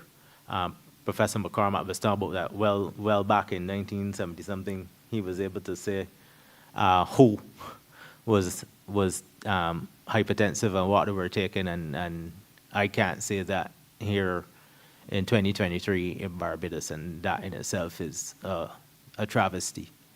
We now have only finally this year we have some data coming out of our LIS, which is our health system that we use. But that's only now in 2023, and the information is not as good as we would like it to be. I am unable to say, well, how many persons were seen per clinic. I'm unable to say how many people are seen per doctor. I'm unable to give a good idea of control rates per doctor, control rates per clinic, etc. And these are the things that are integral for improvement across the system, both in the primary healthcare setting and the tertiary healthcare setting, because we put in money and we don't know what we're getting back as a result. I hope I've kind of answered your question, Simon. So that's how HEARTS, I believe, is going to assist in fighting hypertension, especially at the primary healthcare level, in that it can speak to all the levels required, needed for improvement. Simon, I know you want to go on to Mike because he's probably fallen asleep, but I just wanted to highlight what I think might be an elephant in the room, especially for the audience, and that is the fact that despite that I enjoyed Terry's presentation significantly as a pharmacologist, the reality is that half the patients with hypertension don't know that they have it. And then when they know that they have it, they're not reaching target. Only 21% of patients with hypertension are on target. So to me, this is a much bigger public health issue. Aside from the fancy drugs that we all love, people out there don't know they have hypertension. How many people in this room had their blood pressure checked in the last month? Online audience can take it from me that 4 people raised their hand, and 1 was probably part of a hypertension lab. So we don't know it, right? And as a result, you're not going to get treatment. But what is even more scary for us, and probably something we can address in primary care, is that once diagnosed, there is still a lot of clinical inertia from the lack of following treatment algorithms where patients still don't reach target. Quite often we see presented to the ER patients who are in the primary care system, so they have been diagnosed, they're on treatment, and they're not controlled, and they're being told you just need to be less stressed. Rather than continue the algorithm. So there are 2 main elephants in the room. One is a public health issue of screening, and May Measurement Month aim to kind of address that somewhat. But the second thing is getting our primary care systems in place so that we all are aggressively treating hypertension once patients are diagnosed. Thank you, Dr. Connor. And actually, we have to be aware of the elephant in the room, especially when the room is small. And it's not community. And it is small. So before I come to you, Dr. Campbell, your role here is quite important.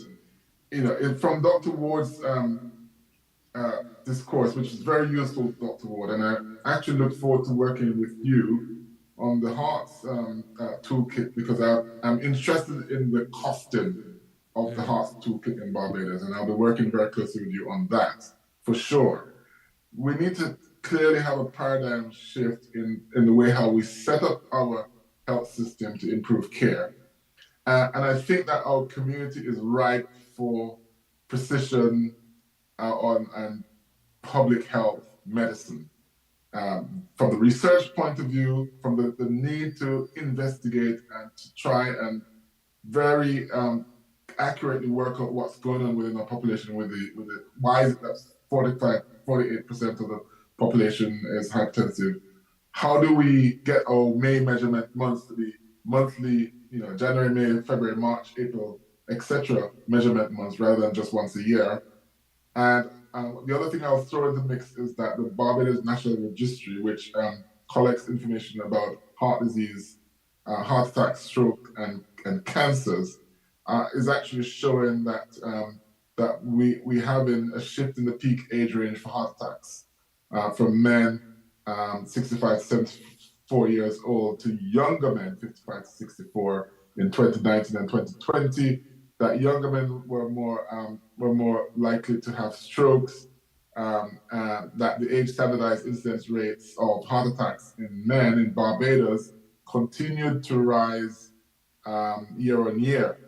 And there's more information coming out of what we collect. And so we're hoping to establish in this next 5-year window a hypertension registry, which will allow us to not only have the patients or the individuals with the condition try to track treatment and the cascade of care, particularly because there's a tool involved with hearts, for example, to get things going, but to allow us to deal with one of the critical things that happens when you have a chronic disease, the whole importance of mental health and depression and how we cope with conditions like hypertension. And this is where I'm going to bring in Dr. Mike Campbell, who with his range of knowledge and skill might help us to unpack how we might deal with these combined biopsychosocial issues, because hypertension is going to evolve into multimorbid states with diabetes, strokes, cancers, etc. happening. And so an individual won't just have the one problem, they'll have multiple problems.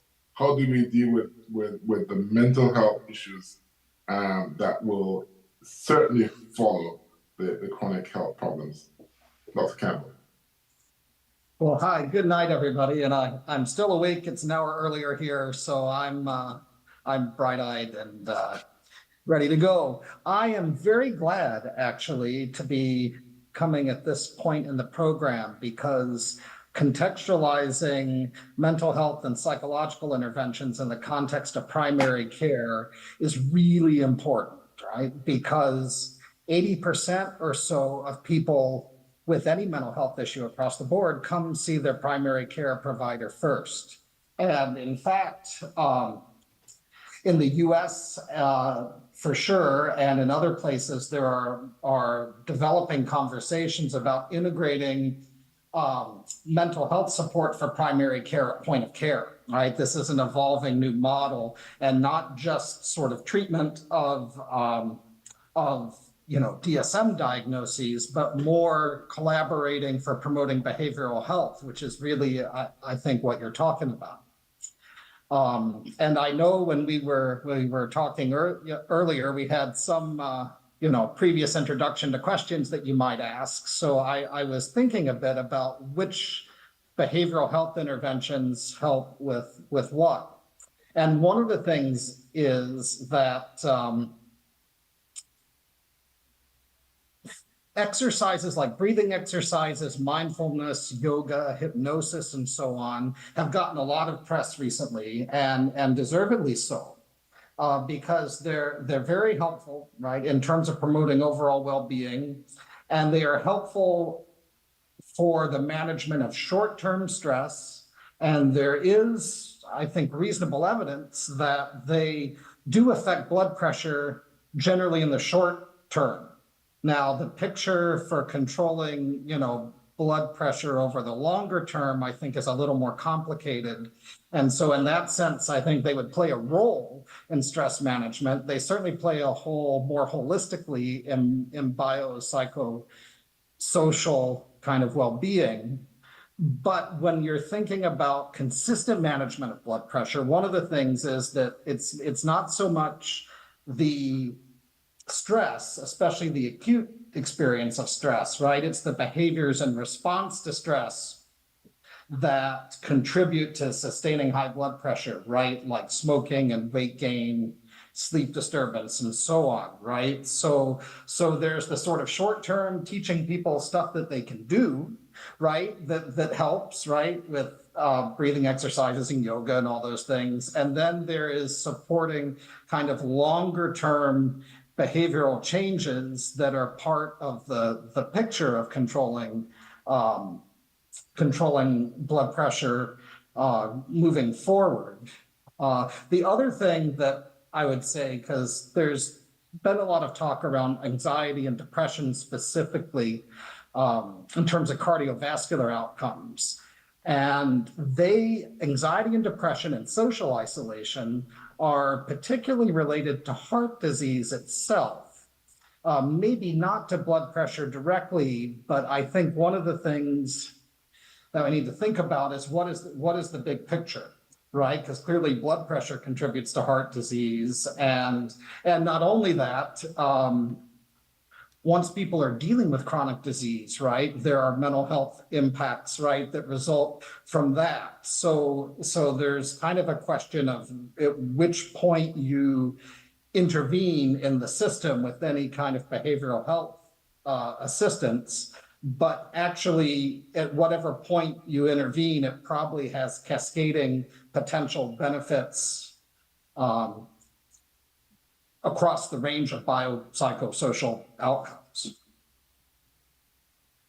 Thank you. So essentially, I suppose, I mean, because we know that people with severe mental illness are more likely to die from cardiovascular causes than anything else, and so there is clearly a link, and so the whole point of managing the condition is also, as you say, managing the mind as well, and it's something that we have to. It's not just about medication, whether it be preventative or nutraceutical or pharmaceutical or otherwise.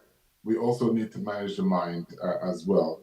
And that's kind of important in the way how we move things forward. Now, the conversation is going on a while, and it's coming up to 2 hours, and we were meant to stop.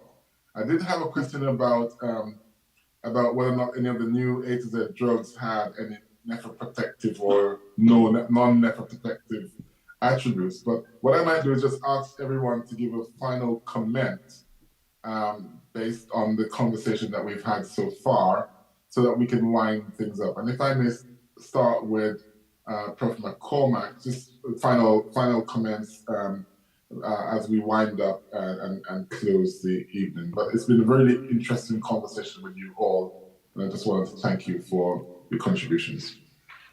So my final comment is, you're not doing as badly as you might think you are.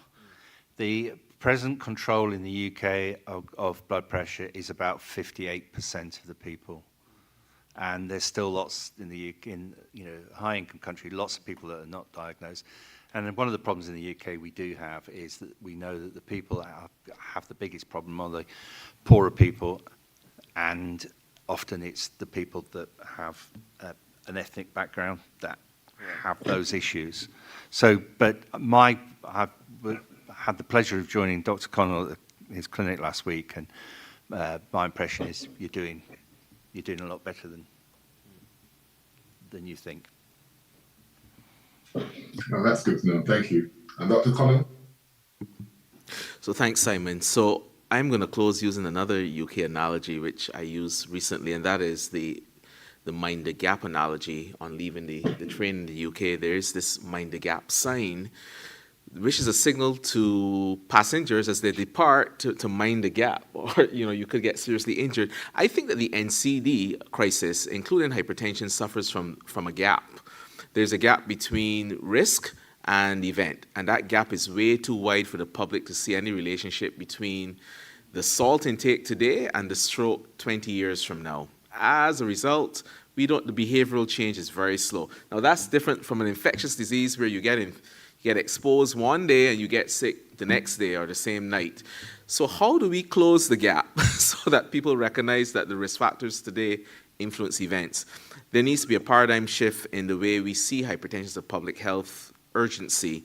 Take, for instance, our own campus. During the COVID-19 pandemic, there were several signs about mask wearing, social distancing. We had markers on chairs, which are still up in the Henry Fraser Lecture Theatre, where you can sit and where you can't sit. There's nothing in this room stating what the normal blood pressure is, or the fact that you should reduce your salt, or practical ways of doing so, yet this is a public health threat in our midst.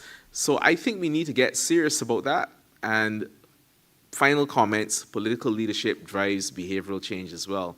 As much as we do not want to admit it, we listen to our politicians. And when they make statements such as smoking cessation, not drinking, the excessive use of alcohol, and salt reduction, people listen. So strong political leadership is necessary, not just to drive programs like HEARTS, but to also bring about behavioral change. And I'll close there. Thank you. Thank you, Dr. Connell. Dr. Coho? Yeah, thanks, Simon. Again, just to emphasize the university's role in conducting more research, more translational studies, but not only stopping at doing the research, but to assist in developing policy, policies that could help to curb what we see now as a constant increment with incidence prevalence of hypertension and other chronic non-communicable diseases. There is also a role for us doing more mechanistic studies. As I pointed out earlier in my earlier comments, we have a very homogeneous captive population here in Barbados that could certainly help us to understand these mechanisms that contribute to the high levels of hypertension within our population. It is not normal. It is something that we should take seriously. And again, we need political leadership, not only in advocating for healthy practices, but also to support the research that will be used to help to define our future for tomorrow. Thank you. Thank you, Dr. Cohol. Dr. Campbell. Well, I think that my final remarks would be to applaud the holistic biopsychosocial approach to this, and particularly in the context of a university event where we have expertise across disciplines to look at transdisciplinary research and transdisciplinary solutions. And I guess as a psychologist, what I would say is that part of what this suggests to me is that interpersonal dynamics and relationship management and behavior are all connected. So physicians see patients usually in a punctuated way. And a lot of what we have been talking about is how people manage themselves, how people adhere to treatment, and how people keep connections with their care providers, right, to control blood pressure. And so that is fundamentally a biopsychosocial, holistic kind of framework. Thank you, Dr. Campbell. Very well said. And finally, Dr. Ward. Yes, so we're just going to piggyback on what Dr. Connell spoke to, which is the overall public health, and being in public health, and that's where I am.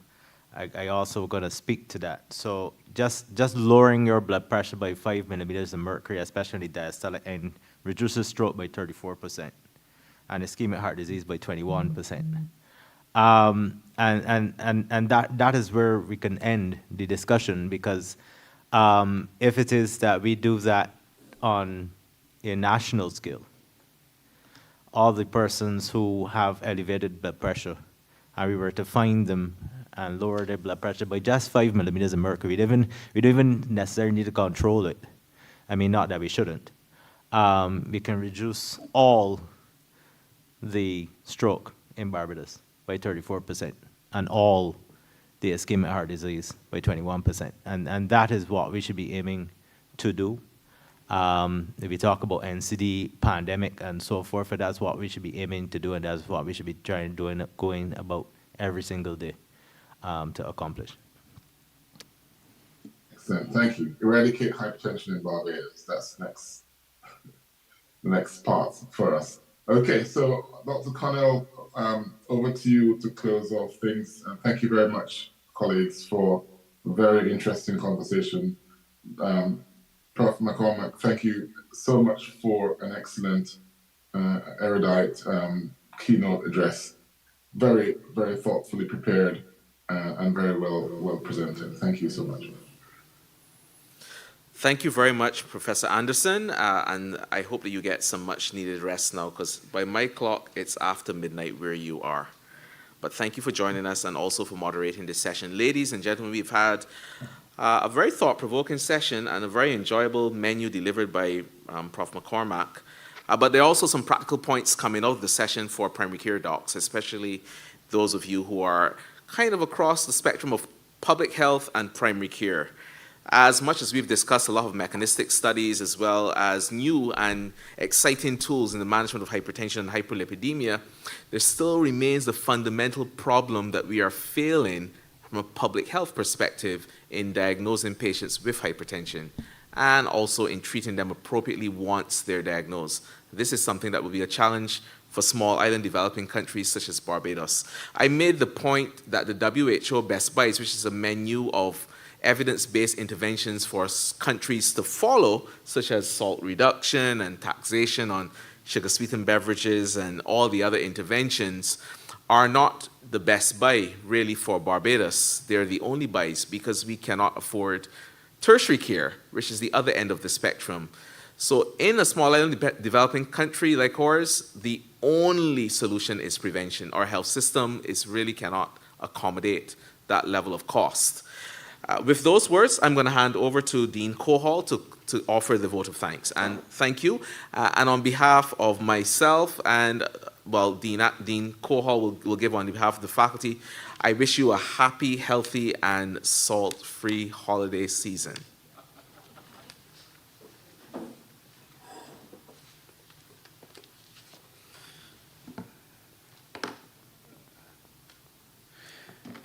Thank you, Kenneth, for those remarks before we formally move to the vote of thanks.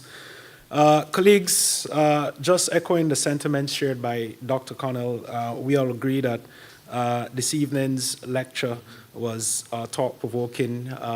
The roundtable discussion was even more thought-provoking as we saw a very interesting interplay and dynamics between understanding the public health crisis that we have here in Barbados as it relates to the prevalence of hypertensive disease, but we were able to also go through treatment approaches, studies that are geared towards helping us to understand a little bit more about the reason why we have such high prevalence of conditions. And we were also able to hear about some of the initiatives that have been rolled out and continue to be rolled out, such as the ARTS program and its impact towards limiting the burden of hypertensive disease that we have here in Barbados.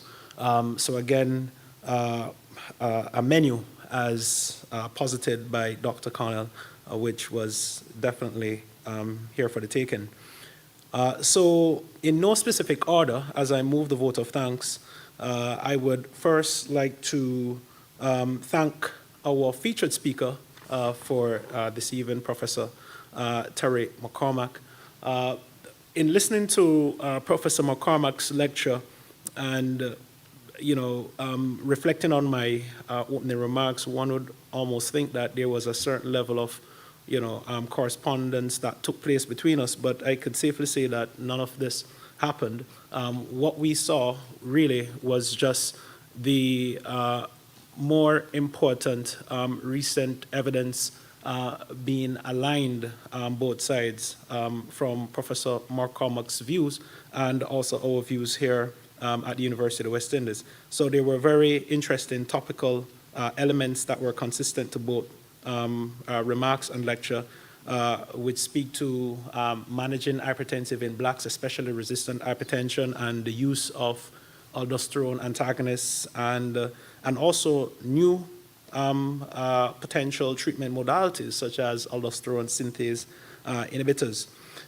We also heard about the important role of the PCSK9 inhibitors, which are novel drugs. Some of them are being introduced to Barbados, and I know at the QEH Drug and Therapeutic Monitoring Committee there have been a lot of discussions about the use of these within our local population and costs management, which is also a major issue here for us.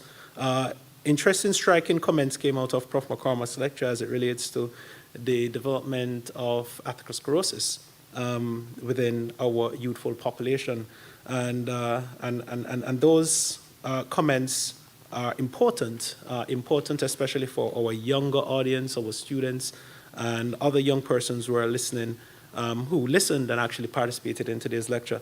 So there was a lot of thought-provoking elements, but those were just some of the highlights that I wanted to mention. And in thanking Professor Cormack for his lecture, we do have a small token that we would like to present Professor McCormack for graciously accepting to do this lecture while here on vacation to watch cricket. And I will ask Mrs. Siobhan de Mandonca to make the presentation on behalf of the Faculty of Medical Sciences, the GACDRC, and also the Glasgow Caribbean Center for the Development of Research. Okay.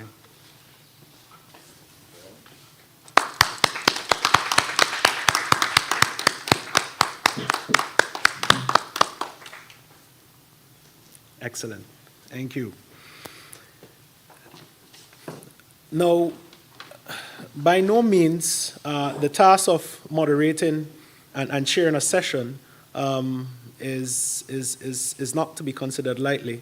I would also like to thank Dr. Kenneth Connell, Deputy Dean in the Faculty of Medical Sciences, for efficiently bringing us through today's program.